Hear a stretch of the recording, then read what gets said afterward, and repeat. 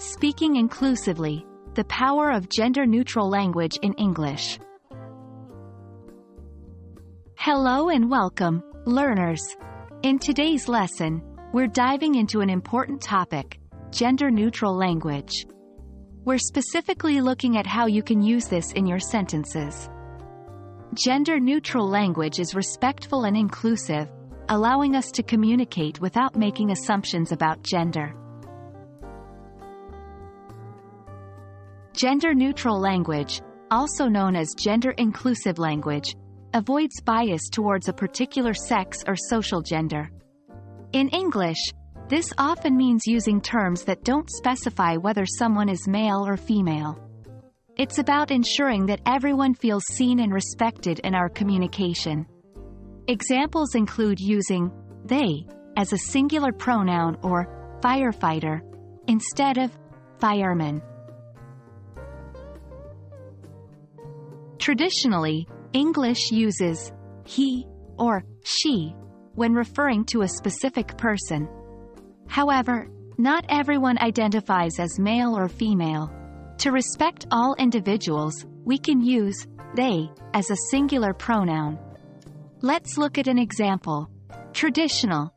Every child should do his homework. Gender neutral. Every child should do their homework. In the gender-neutral sentence, there is used as a singular pronoun, respecting all gender identities. Job titles often carry unnecessary gender markers. For example, policeman and stewardess suggest the gender of the person in the role. To avoid this, we use gender-neutral job titles. Consider the following examples. Traditional. The policeman arrested the suspect. Gender neutral. The police officer arrested the suspect. When you're addressing someone whose gender you don't know, use MX, pronounced mix, instead of Mr. or Ms.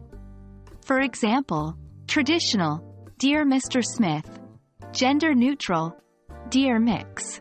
Smith. And that's a wrap. Remember, gender-neutral language is about more than just grammar. It's a way to promote equality and respect in your communication. Practice these tips, and you'll be well on your way to mastering this important skill. We hope this video has been helpful. Keep learning, and see you next time.